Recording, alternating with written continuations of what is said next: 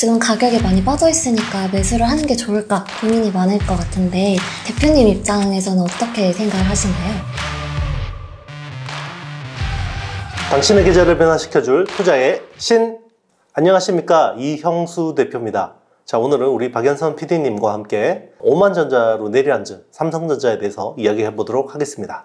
삼성전자가 오만전자가 됐었어요. 어떤 원인들 때문에 오만전자가 됐었나요? 일단 여러 가지 원인들이 있는데요. 가장 큰 원인은 글로벌 경제 때문입니다. 매크로 변수 때문이고요.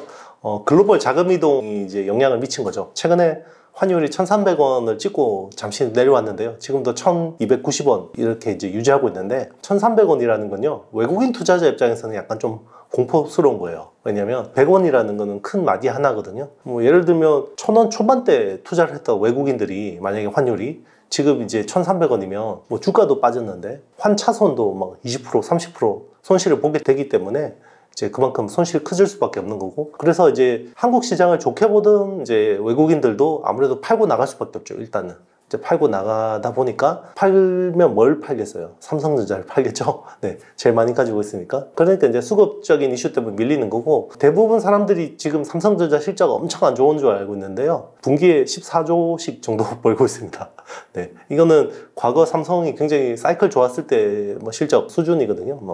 실적이 나쁜 게 아니에요. 그런데 이제 앞으로 하반기 이제 글로벌 경기 침체가 오고 이런 것들 때문에 아무래도 반도체 수요가 줄 거다. 경기 침체가 오면 사람들이 소비를 줄일 건데, 그러면 이제 내구재를 줄이겠죠. TV도 안 사고 PC도 안 사고 스마트폰도 안 사고 심지어는 서버 투자까지 딜레이 될 거다, 이런 이야기 나오면서 이런 공포에 질려 있는 상황이다 보니까 아무래도 팔 수 있는 걸 제일 먼저 팔겠죠. 네. 팔기 쉬운 거는 삼성전자니까, 외국인 입장이나 기관이나 그렇게 보시면 될 것 같습니다. 반등세를 보였다가 지금 다시 하락을 하고 있어요. 계속 추가 폭락될 가능성은 없을까요? 일단 이제 환율 측면에서는 약간 리스크 하이를 찍었다고 봅니다. 이제 리스크가 피크아웃 했다고 보고 있는데요. 가장 큰 이유는 미국의 인플레이션이었죠. 인플레이션 때문에 지난달 CPI가 8.6% 찍었잖아요. 미국에서 이렇게 큰 나라에서 8.6% 인플레이션이라는 거는 우리나라로 한 15% 정도 생각하면 됩니다. 엄청 오른 거예요. 그러다 보니까 이게 한 40년 만에 오는 인플레이션이다 보니까 연준 입장에서도 굉장히 딱했던 거고요. 그래서 금리를 굉장히 공격적으로 올릴 수밖에 없었는데, 지금 이제 금리를 공격적으로 오르다 보니까 또 이제 투기 수요들이 많이 잡혔죠. 네, 그러다 보니까 원자재 가격들이 꼭지를 찍고 조금씩 내려오고, 최근에 굴이라든지 원자재들이 많이 내려오고 있습니다. 그래서 아마 인플레이션 수치가 이번 달 거는 나와봐야 되겠지만 아마 전달 대비해서는 좀 하락하지 않았을까라는 기대감이 있어요. 그러면 이제 연준 입장에서도 이렇게 수요를 망가뜨린다는 건 경제를 망가뜨린다는 거거든요. 그렇게 해서 이제 이렇게 계속 진행하기가 쉽지 않은 거죠. 왜냐하면 경제를 망가뜨리면 미국의 저소득층 국민들의 삶이 너무 피폐해지기 때문에 인기가 떨어집니다. 조 바이든 대통령이 지금 지지율이 바닥을 기고 있는 이유도 그런 맥락으로 보시면 되는 거죠. 투자자들 입장에서는 지금 같은 상황에서 내가 물타기를 해야 할까, 아니면은 지금 가격이 많이 빠져 있으니까 매수를 하는 게 좋을까 고민이 많을 것 같은데 대표님 입장에서는 어떻게 생각을 하시나요? 초보 투자하시는 분들이 이제 와서 이렇게 많이 말씀하세요. 주식 쌀 때 사서 비싸게 팔면 되는 거 아니에요?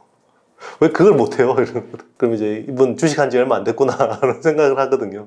그렇죠. 네. 이 타이밍을 자기가 잡으려고 하면 안 돼요. 이건 진짜 주식시장에서 몇십 년 이렇게 잔뼈가 굵은 분들도 타이밍 잡는 걸 잘 못하거든요. 이제 그런 분들도 굉장히 어려움을 겪는 게 타이밍 잡는 건데, 삼성전자가 언제 바닥인지 알고 자기가 타이밍 딱 잡아서 고점에 팔면 좋겠죠. 그런데 그게 어려우니까 꾸준히 이렇게 투자를 하는 게 좋다라는 거죠. 적립식 펀드 하던 것처럼. 제가 예전에 투자의 신 채널에서 제가 예전에 종잣돈 모으던 이야기를 한번 한 적이 있는데요. 그때는 이제 적립식 펀드를 했거든요.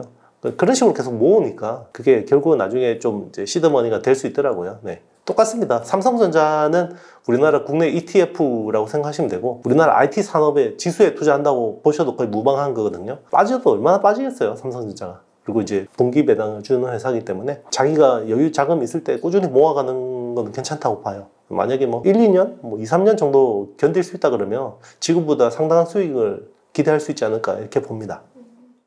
자, 오늘 영상이 마음에 드셨다면요, 좋아요, 구독, 알림, 댓글 많이 좀 부탁드리도록 하겠습니다. 저는 다음 시간에 뵐게요. 안녕.